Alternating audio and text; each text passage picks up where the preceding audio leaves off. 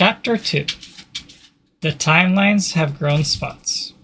Like a mold, time anomalies have grown over every weave of time. Crony observes this from her domain.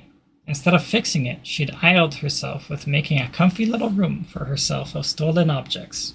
A couch, fancy and plush, where she can lay down and disassociate in peace. She doesn't like looking at the god-awful timelines around her, so 4 walls and a roof will do.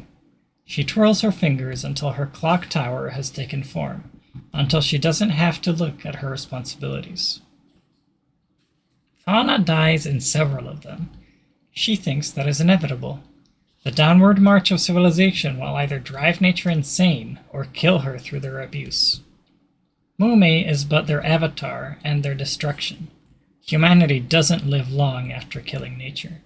Mume makes sure of that, a dagger to her throat and a bloody smile on her lips. Crony can't stand looking at those timelines. She's glad she had curtains to close over the windows. She can hear screams as timelines fracture and unravel. She gets herself headphones.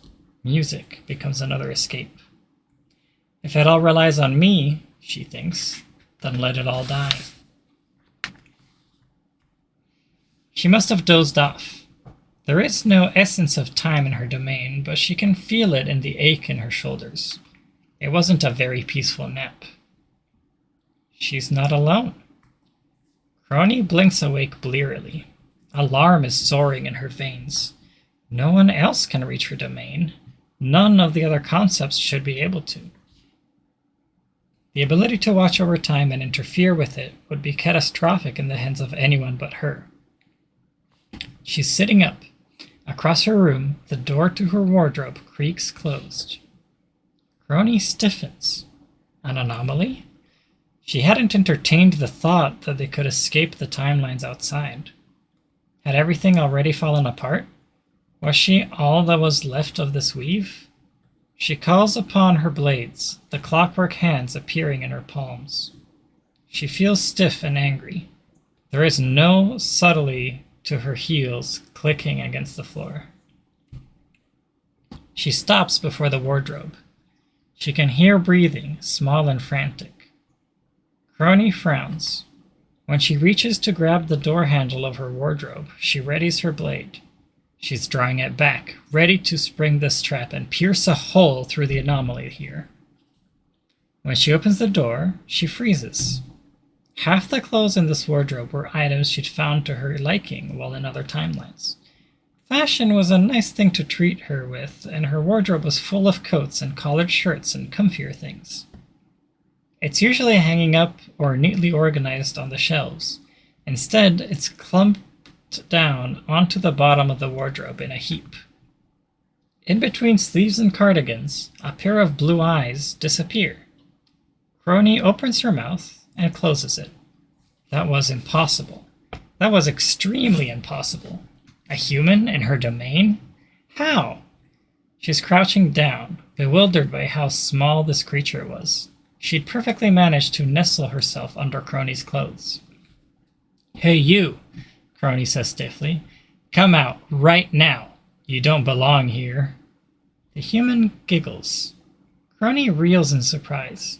She feels offended that a human had the gall to laugh at her. She wasn't being taken seriously. "Hey, I mean it, kid.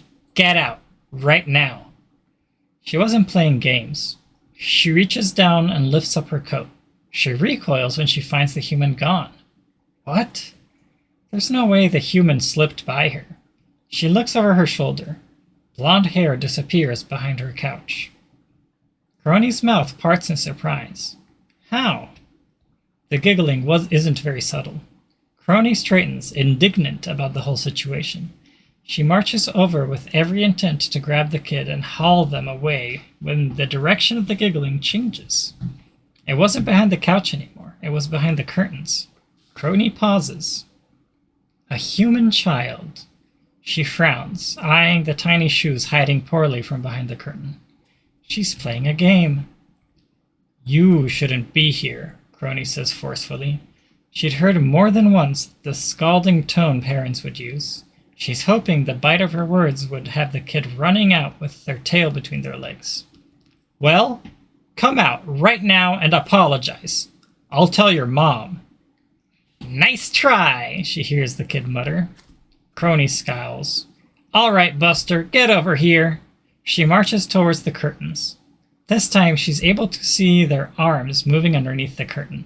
She sees the golden spark as the kid disappears. Crony ends up following the giggling for a maddening 20 minutes before she gives up. She throws her hands in the air and falls back onto her couch. Whatever, it's one teleporting brat. She throws an arm over her eyes. She can die with the rest of the timelines. Who cares? She hears scampering footsteps cautiously approaching. She feels it when a pair of arms fold over her stomach. Crony scowls and peeks down to look. She falters when she gets a good look at the kid. She had a wild blonde hair, poorly tamed by a side ponytail that's holding on for dear life. She's missing a tooth on the left side of her smile. Freckles dot her cheeks. Her eyes are blue, glittering brightly with youthful innocence.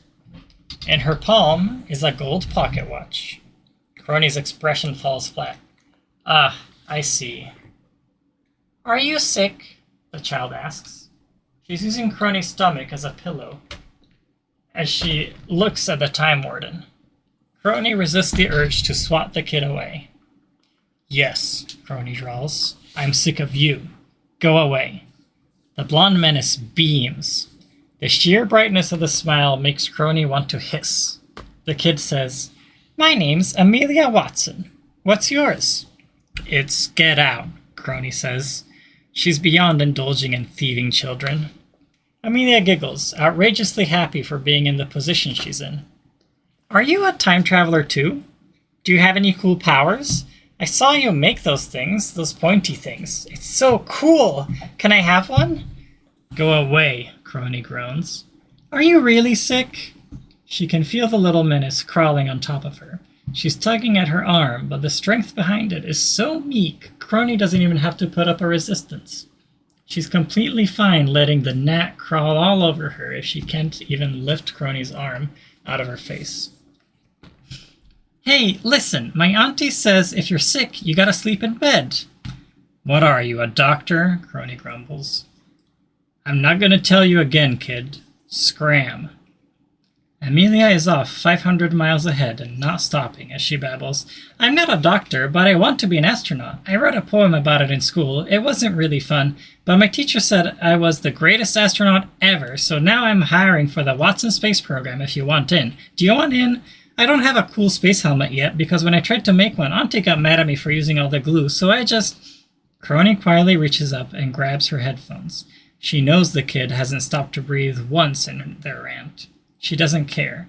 She slips them on and puts her arm back over her eyes. She'll let the little demon figure that one out. Amelia Watson becomes the most infuriating guest. She invites herself in.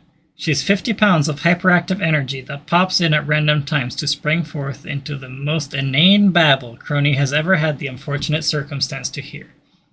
Amelia is hanging upside down off the back of the couch, her head pressed against Crony's sternum as she pantomimes vivid scenery. She won't shut up.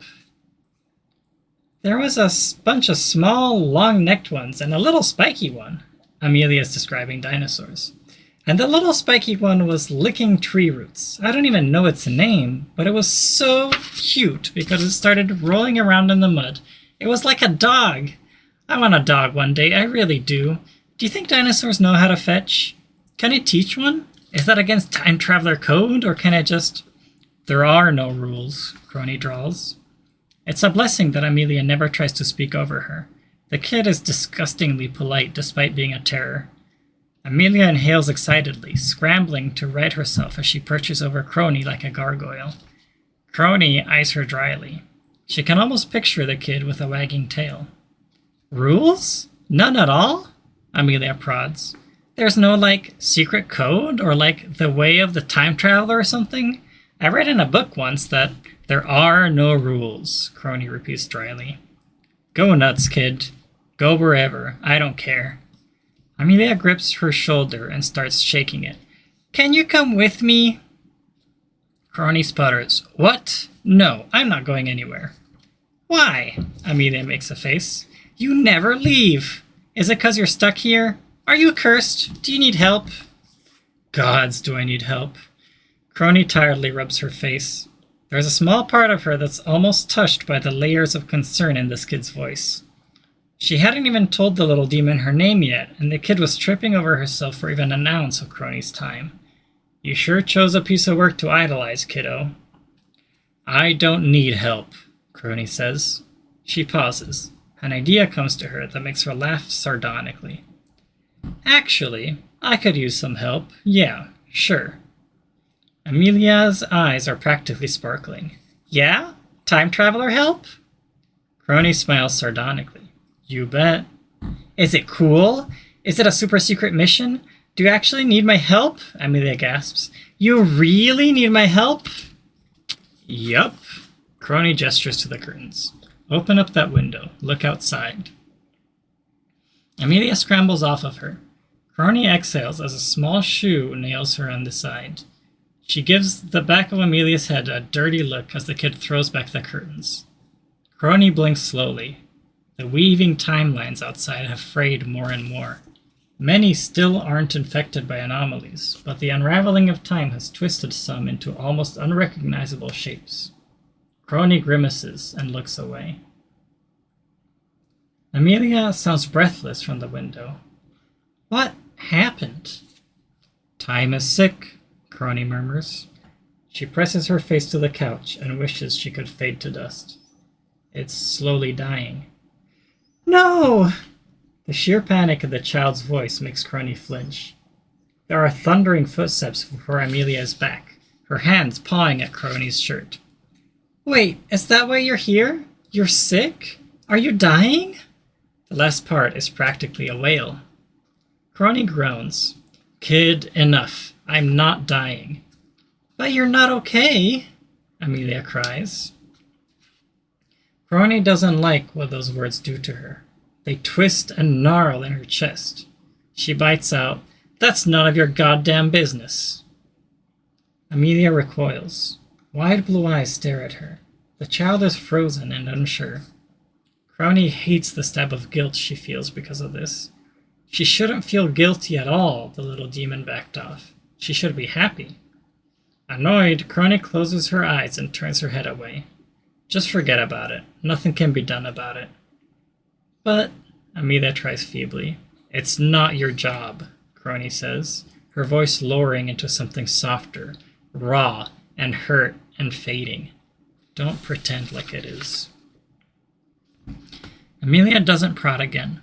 Her footsteps back away until Crony hears the familiar zip of time, the sounds of Amelia's watch activating and taking her away. Good riddance. Crony ignores the hollow ache left behind in her chest.